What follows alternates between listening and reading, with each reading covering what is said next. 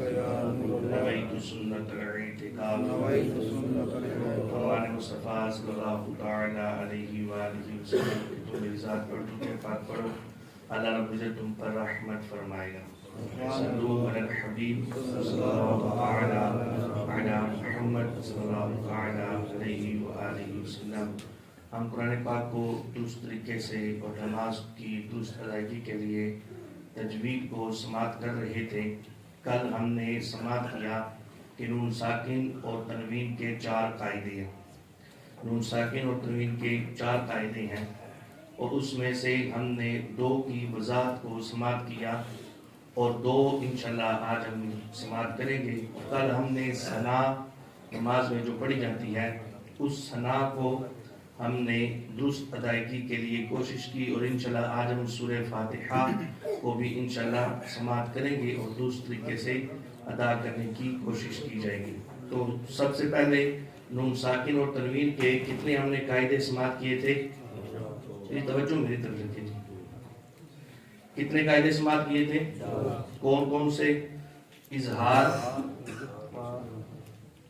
اخفا، ادغام اور اقلاب، یہ 4 قاعدے ہیں۔ اس میں ہم نے سماعت کیا تھا کہ ان 3 قاعدوں میں جو ہے وہ گناہ ہوگا اور اظہار میں گناہ نہیں ہوگا۔ اس میں ہم نے سماعت کیا تھا کہ نون ساکن اور تنوین کے بعد اگر حروف اقفا میں سے حرف آ جائے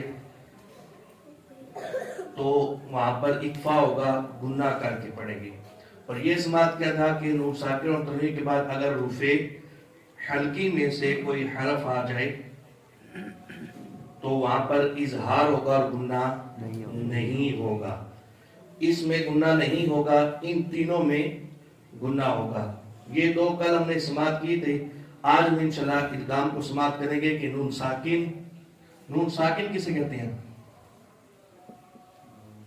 جس نون پر جزم ہو اس کو نون ساکن کہتے ہیں۔ نون ساکن یا تنوین کے بعد اگر حروف یرمعلون میں سے کوئی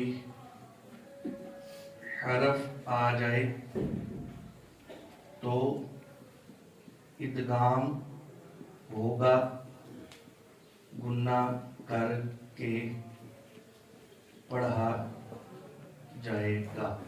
نون ساکن اور تنوین کے بعد اگر حروف یرمعلون میں سے کوئی حرف آ جائے تو وہاں پر گناہ کر کے پڑھا جائے گا۔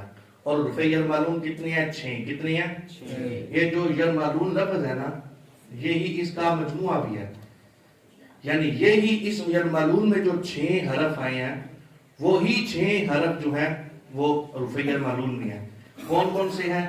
یا، را، میم، لام، واو، نون۔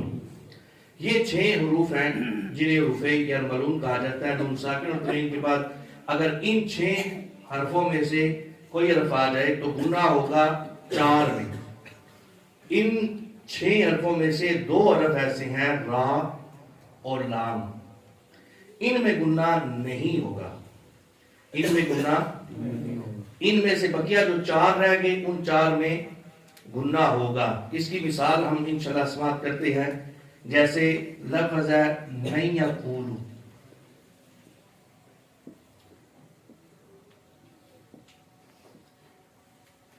ایک اور قاعدہ سماعت کر لیں کہ جب ایک حرف ساکن ہو اور اس سے اگلا حرف جو ہے وہ مشدد ہو، ایک پہلا حرف ساکن ہو اور آگے والا حرف جو ہے وہ مشدد ہو تو ساکن حرف کو چھوڑ دیا جائے گا۔ جیسے یہ میم ہے، میم کے آگے نون ہے، نون کیا ہے؟ ساکن ہے، اور اس سے آگے یا ہے، یا کیا ہے؟ مشدد۔ تو اب اس نون کو نہیں پڑھا جائے گا۔ یہ قاعدہ سماعت کر لیں، جب ایک حرف ساکن ہو اور دوسرا حرف مشدد ہو تو جو ساکن حرف ہوگا اسے چھوڑ دیا جائے گا، اس کو نہیں پڑھا جائے گا۔ اور یہاں پر نون ساکن کے بعد یا آ رہا ہے اور وہ حروف یرمعلون میں سے ہے، تو یہاں پر ادغام بھی ہوگا اور گناہ بھی کیا جائے گا۔ من یقول، میں معنی نہیں پڑھیں گے اس کو، نون ساکن نہیں پڑھا جائے گا. من یقول، یہاں پر گناہ بھی ہوگا، ایک الف دو کاف کے برابر گناہ بھی کیا جائے گا، آواز کو ناک میں لے جایا جائے گا. من یقول، اسی طرح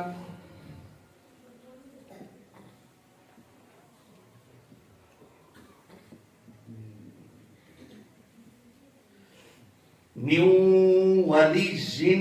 اب یہاں پر دیکھیں واو رفیع المعلوم میں سے ہے، نون ساکن کے بعد واو آ گیا، لیکن دو قاعدے لگیں گے، ایک تو ادغام ہوگا اور دوسرا جو میں نے عرض کی کہ نون ایک ساکن حرف ہو، کوئی بھی حرف ساکن ہو، آگے والا حرف مشدد ہو، اس پر تشدید ہو، تو اس صورت میں ساکن حرف کو چھوڑ دیا جائے گا اور مشدد کے ساتھ متحرک حرف کو ملا دیا جائے گا. اس کو من ولی جن نہیں پڑھنا بلکہ میو والی جن.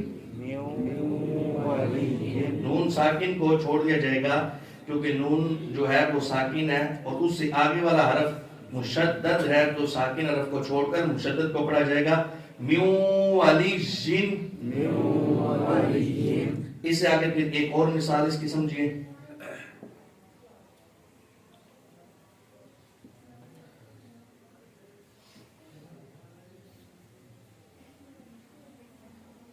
یہ دیکھیں نون ساکن ہے اور اس کے بعد میم آ رہا ہے جو کہ رفع یرملون میں سے ہے، یہاں پر گناہ بھی ہوگا. دوسرا وہی قاعدہ لگ رہا ہے کہ پہلا حرف ساکن ہے، ہاں جی ساکن ہے، اور دوسرا مشدد ہے. تو اب کیا کیا جائے گا؟ ساکن حرف کو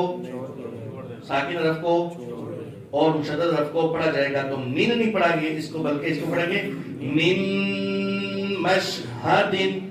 ایک تو یہاں پر ادغامی یرملون بھی ہو رہا ہے اور دوسرا ایک اور قاعدہ لگ رہا ہے کہ یہاں پر میم مشدد بھی ہے. کل ہم نے سماعت کیا تھا کہ نون مشدد ہو یا میم مشدد ہو تو ان میں ہر صورت گناہ ہوگا. تو یہاں پر میم مشدد کا گناہ بھی ہوگا، ادغامی یرملون کا بھی گناہ ہوگا. اور تیسرا جو قاعدہ اگر ایک حرف ساکن اور دوسرا مشدد ہو، ساکن حرف کو چھوڑ دیا جائے گا. میم مشہد.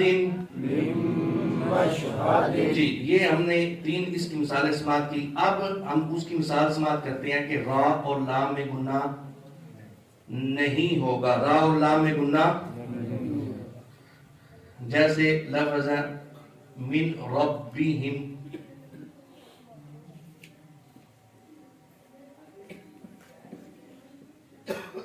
یہ دیکھیں نون ساکن ہے اور آگے را کیا ہے؟ مشدد.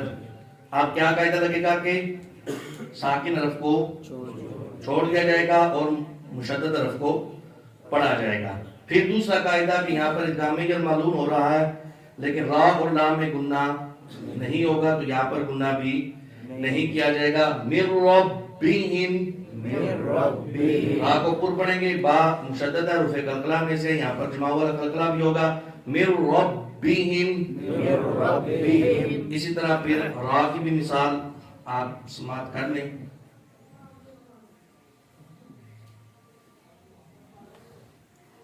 جی یہ نون ساکن ہے، آگے والا حرف مشدد ہے، کیا کیا جائے گا؟ ساکن حرف کو چھوڑ دیا جائے گا اور کاف کو لام کے ساتھ ملایا جائے گا اور گناہ ہوگا نہیں. را اور لام میں گناہ نہیں ہوتا، باقی چار حرف میں گناہ کیا جائے گا. یَقُلْ اس کو یقون نہیں پڑھنا بلکہ کاف کو لام کے ساتھ ملانا ہے، ساکن حرف کو چھوڑنا ہے. یَقُلْ مِن رَبِّهِمْ. یَقُلْ یہ تھا ادغام کا قاعدہ کہ جس میں 4 حروف پر گناہ ہوگا اور 2 حروف پر گناہ نہیں ہوگا. یہ تھا ادغامی یرملون، نون ساکن اور تنوین کے بعد حرف رفع یرملون میں سے کوئی حرف آ جائے تو گناہ ہوگا را اور لام کے علاوہ. جی اب ایک قاعدہ رہ گیا، وہ کون سا قاعدہ ہے؟ اقلاب. یہ قاعدہ بھی انتہائی اہم ہے، اس کو بھی توجہ سے سماعت کرنا ہے کہ نون ساکن اور تنوین کے بعد اگر حرف با آ جائے. کون سا حرف؟ یہ صرف ایک حرف پر مشتمل ہے یہ قاعدہ. یہ کتنے حروف پر ہے؟ حلقی کتنی ہے؟ یہ اخفا کتنی ہے؟ 15. ادغام غیر معلوم کتنی ہے؟ اور یہ ایک.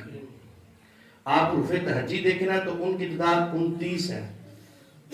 الف پر جب کوئی حرکت آ جائے گی تو اس کو حمزہ پڑھا جائے گا. 15 اور 6 کتنے ہوئے؟ 21 اور 6 اور 1. یعنی پورے حروف تہجی جو ہے نون ساکن اور تنوین کے بعد اپنے اندر کوئی نہ کوئی قاعدہ رکھتے ہیں. نون ساکن آ جائے یا تنوین آ جائے تو اس سے آگے کوئی نہ کوئی قاعدہ ہوگا، چاہے اظہار کا ہو، چاہے اخفاء کا ہو، چاہے ادغام کا ہو، چاہے اقلاب کا ہو. تو اب اقلاب کا قاعدہ سماعت کرتا ہے کہ نون ساکن اور یا تنوین کے بعد تنوین یا نون ساکن کے بعد کیا آ جائے؟ حرف با آ جائے. تو اس میں تھوڑی سی تبدیلی بھی ہوگی. کیا تبدیلی ہوگی؟ تو نون ساکن یا تنوین کو میم سے بدل کر، نون ساکن یا تنوین کو میم سے بدل کر گنہ کریں گے. اس طرح پڑھنے کو اقلاب کہتے ہیں. ٹائم کم ہے، سپیڈ زیادہ ہے، تو جیسا بھی لکھا ہے اس کو قبول کریں. آپ میرے الفاظ پر غور کریں. نون ساکن یا تنوین کے بعد حرف با آ جائے تو نون ساکن یا تنوین کو میم سے بدل کر گنہ کریں گے. اس طرح پڑھنے کو اقلاب کہتے ہیں. اس کی مثال سماعت کریں. بار بار یہ لفظ قرآن پاک میں بھی استعمال ہوا ہے.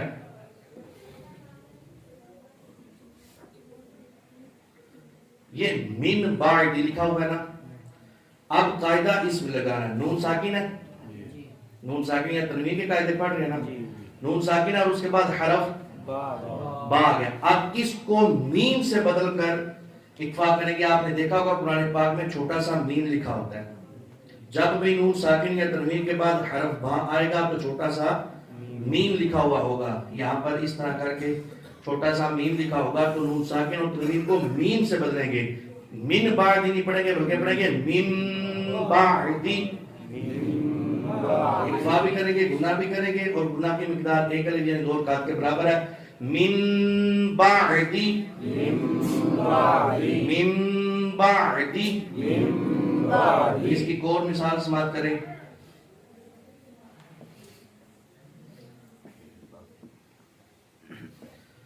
یہ لکھا ہے من بقلیہا. من بقلیہا. نون ساکن آ گیا اور اس کے بعد حرف با آ گیا. تو نون ساکن اور تنوین کو کیا کریں گے؟ میم سے بدلیں گے.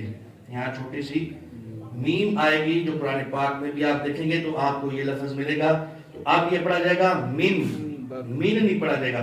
من بقلیہا.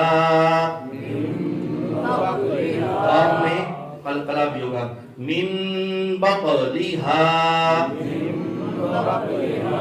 بات کی سمجھ آ گئی؟ نون ساکن کے بعد اگر حرف با آ جائے تو نون ساکن اور تنوین کو میم سے بدلیں گے، گناہ کریں گے تو من بقلیہا. اس کی اور مثال سماعت کریں تنوین کی.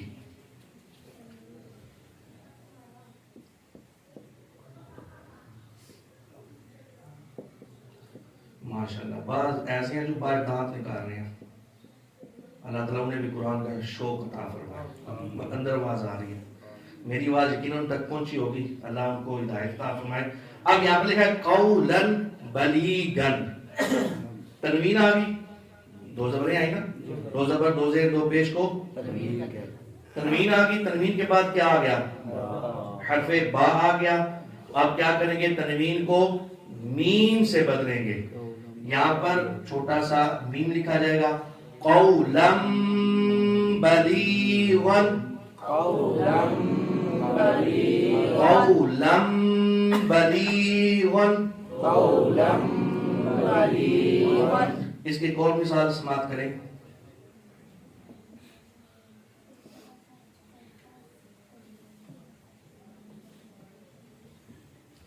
یہ ہلن بہذا، ہلن بہذا. اب اقلاب کا قاعدہ لگے گا، تنوین آ گئی، دو پیشی ہیں اور آگے حرف با آ گیا، تو کیا کریں گے؟ تنوین کو میم سے بدلیں گے. تو اب ہوگا حلم بہذا، حلم بہذا. اچھا یہ اقلاب کا قاعدہ نا اردو میں بھی استعمال ہوتا ہے، ہم نے کبھی غور نہ کیا، اردو میں بھی یہ استعمال ہوتا ہے. اور یہ قاعدہ میم لگانا یہاں پر ضروری ہے، یہ بھی ذہن میں رکھیے گا. جب بھی ہم پڑھیں گے قرآن کو تو یہ میم لگانا ضروری ہے، کیونکہ عربی پڑھنے کا طریقہ ہی ہے. اگر کوئی اس طرح نہیں پڑھے گا تو ظاہر ہے اس میں لاحنے جلی ہوگی. جیسے لفظ ہمارا ایک نام بھی ہوتا ہے،